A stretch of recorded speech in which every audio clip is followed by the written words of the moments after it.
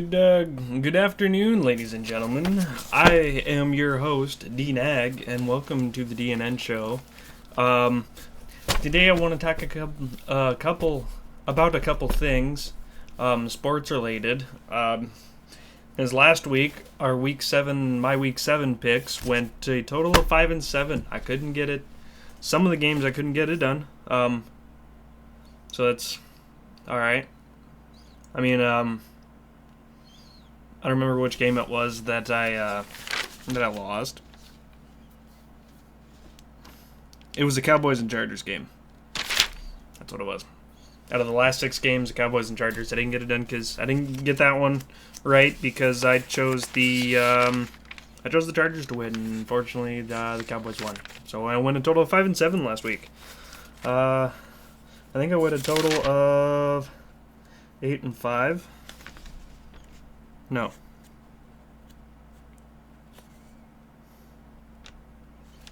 One, two, three, 4, 5, 6, 7, 8. Oh.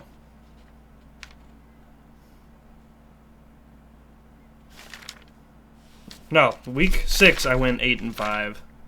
Week 7 I went 5-7, and now hopefully we'll do a better record this week. Yeah.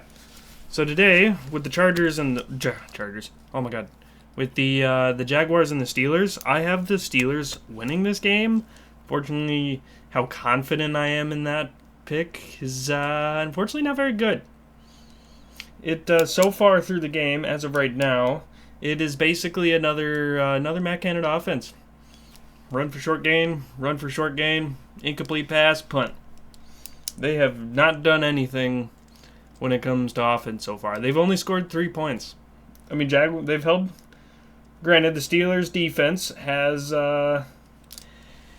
held them to 6 points, and the defense has pretty much done everything. Again, as another Steelers game. I mean, I am a long-time Steelers fan, but this offense is getting really sorry. I mean, it's bad. But anyway, moving on.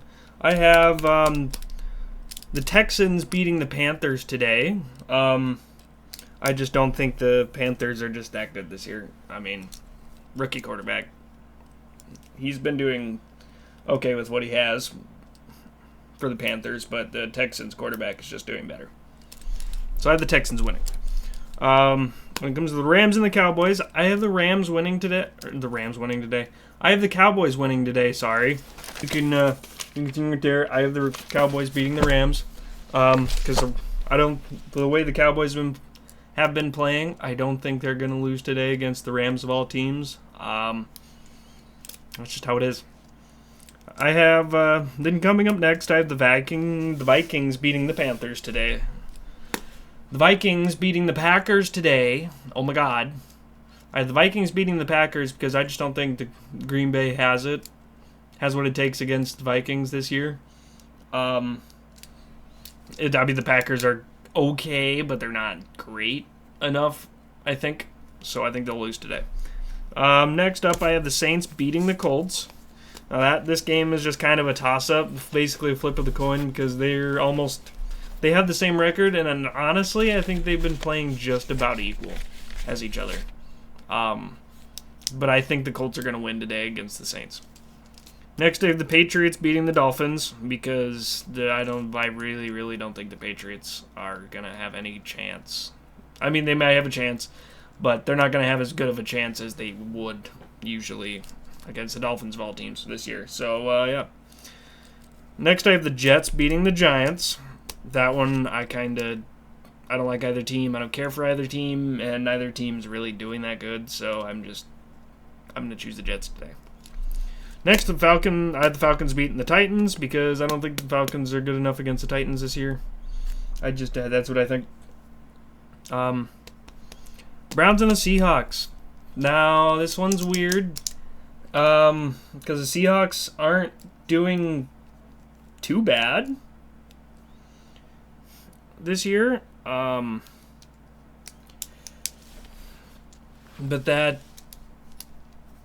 and then the Browns aren't doing that bad either.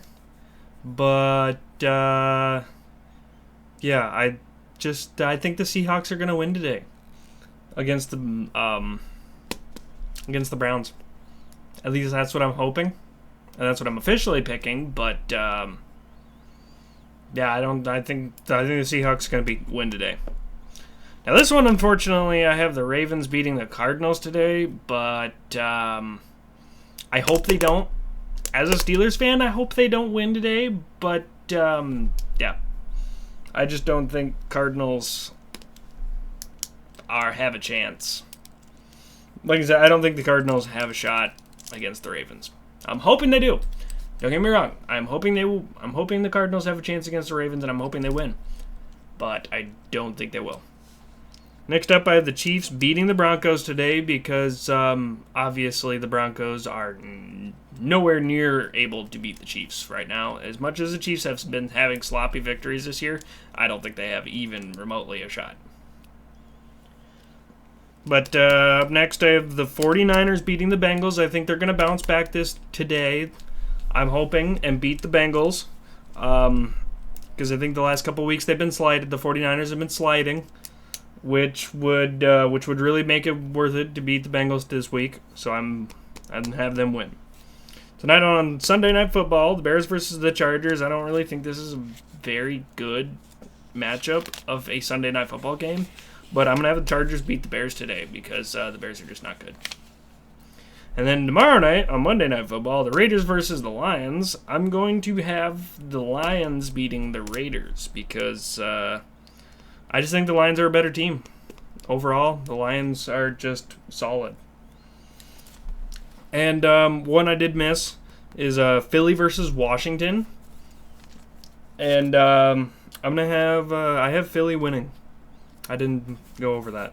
But yeah, I don't think Washington really has much of a shot. I mean, it's Washington of all teams compared to Philly. But then again, the Browns did... no, not the Browns. Who was it that beat Philly last week? I don't remember.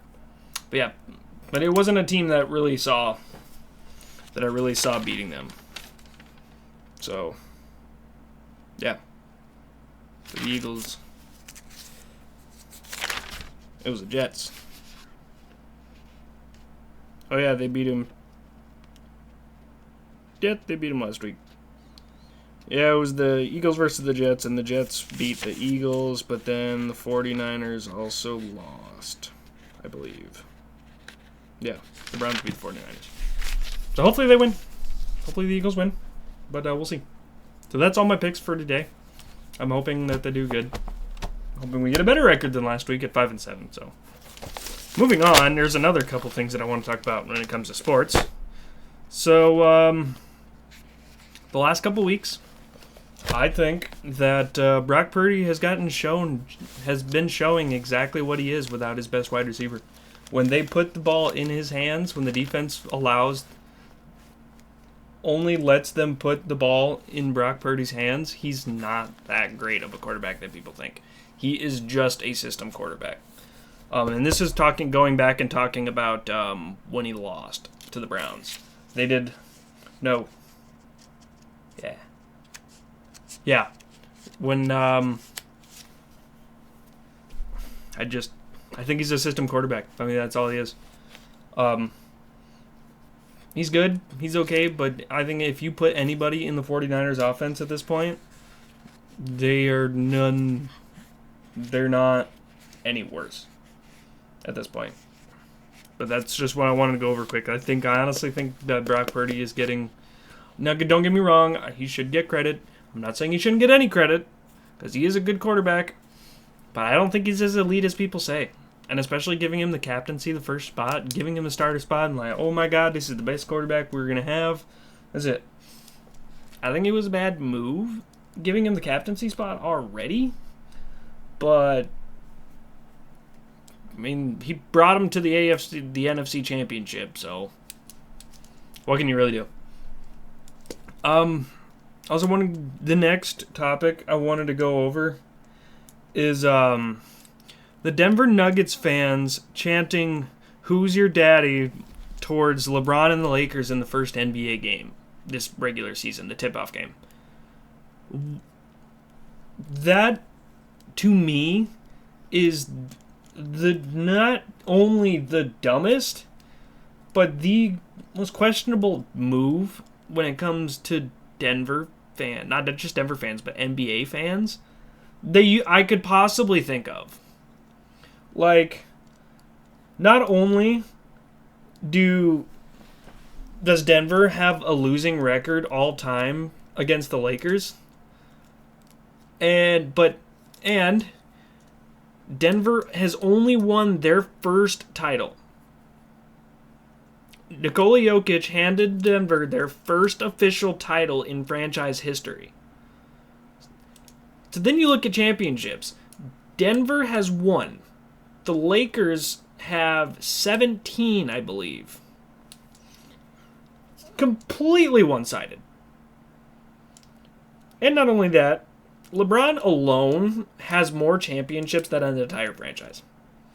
And yet, just because the Lakers lost to Denver last year in the play-in, in the championship, the Western Conference Finals. And he lost today, or not today, that was last Tuesday. But you start shouting, "Who's your daddy?" I'm sorry, but that's absolutely stupid. Like, you have a losing record to all time to the Lakers. He has far more championships.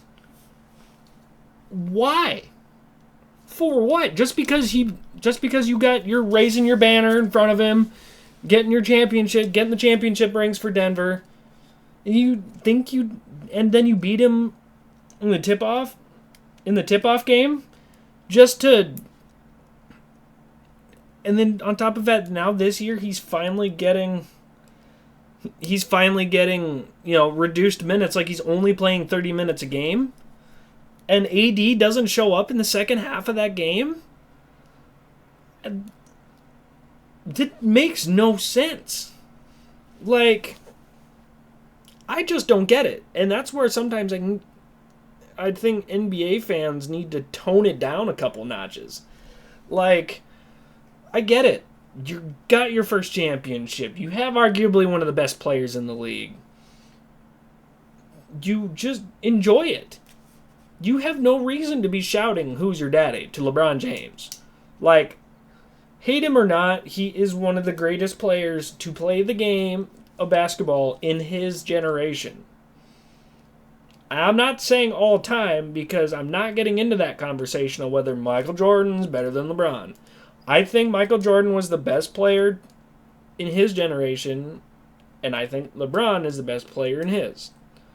Because two totally different play style games back then compared to now. I don't really compare them, because I think they're prospectively both the greatest of all time in their respective generations. But still, that just makes no sense whatsoever. That's all I wanted to say on that, because I don't get it. Because then you can also go into last night. Last night, Minnesota and Miami played, and Minnesota fans during the game were shouting, "Where's Jimmy?" Now, that situation is not the same thing. There's a lot more context to the Minnesota chant shouting, "Where's Jimmy?" than the Denver chanting that to the Lakers and LeBron. Jimmy Butler has not played in Minnesota. He's only played in Minnesota, I think, once since he left Minnesota. Otherwise, he sits out every time they show up. I mean, I went to a Minnesota and Miami game 3 years ago in Minnesota, and he did not play. Now come this year, again, and he didn't play. Again. But this time, it was the third game of the season. Only the third game of the season and he's already resting. Like, that makes no sense. I mean, I get it. It's your former team. You don't like them. Yada, yada, yada. But play. And I get it. Detroit, the game against Detroit was a close game. And it was a tough win when it really shouldn't have been a tough win. Then you go to Boston and you get beat. You get beat pretty good. And then you go the next night to Miami. Sorry, I'm just looking that Kenny Pickett might now be out for the rest of the game because their offensive line can't block anybody to save their fucking life. I think he's walking right to the back. Jesus.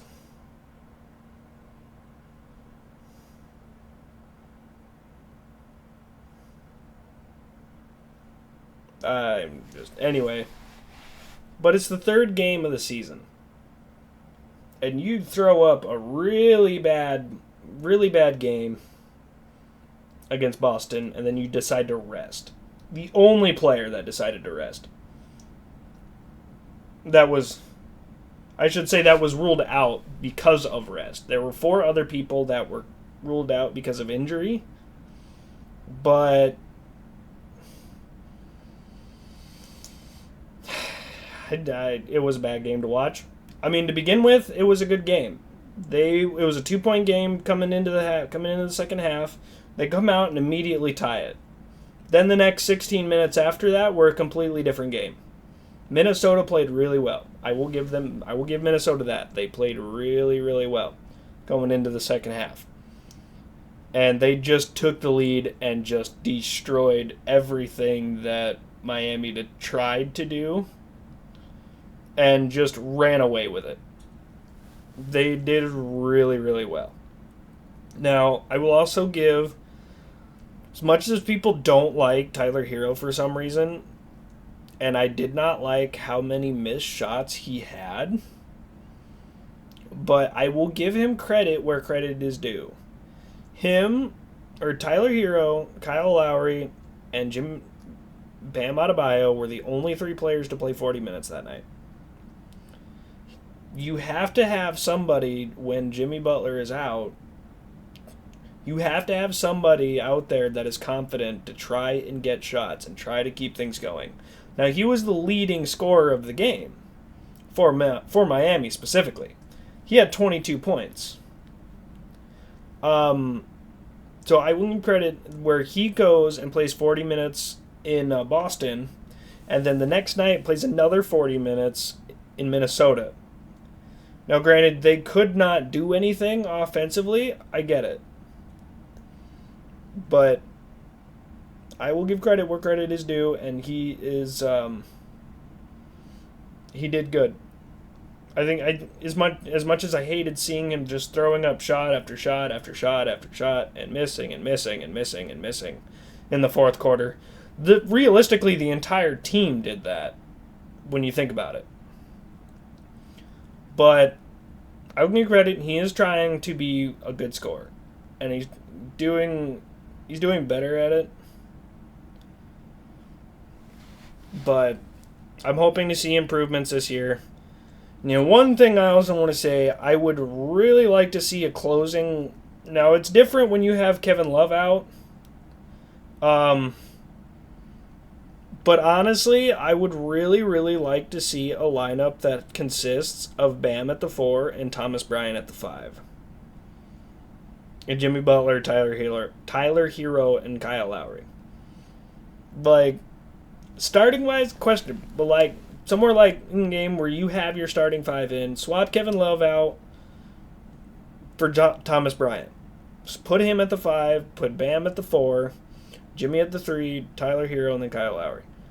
That, I think, would have been a good matchup compared to the size of Minnesota.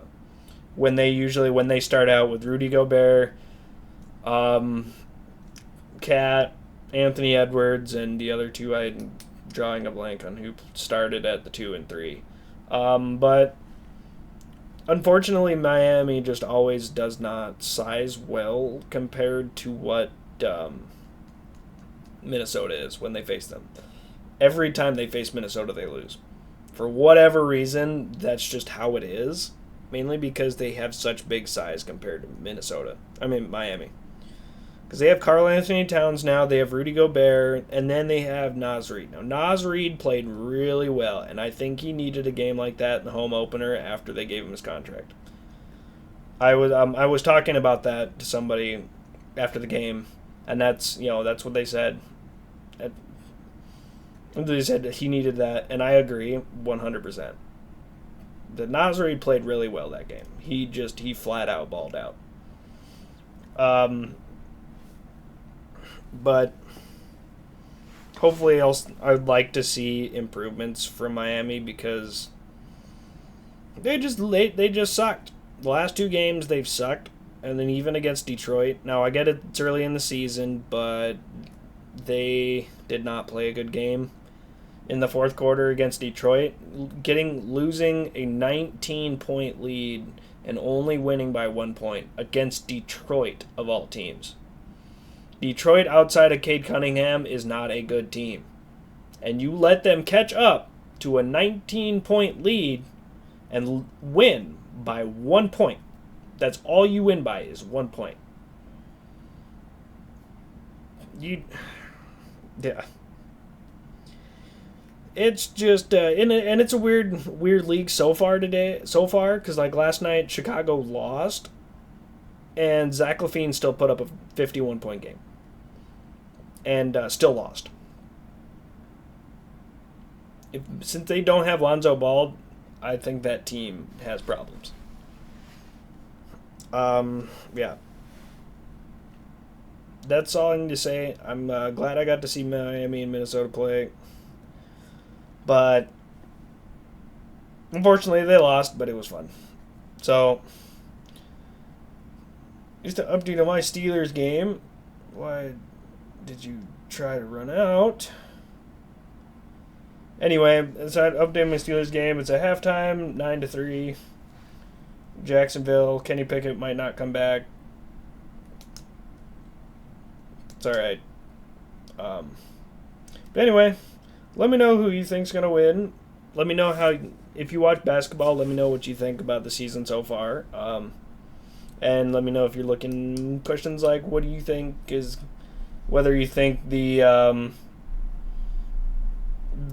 in-season tournament is going to look this year. If you think it's going to be a good thing or a bad thing. Down in the comments below. Yeah. Without any further bullshit, I will see y'all in the next one, ladies and gentlemen. Deuces.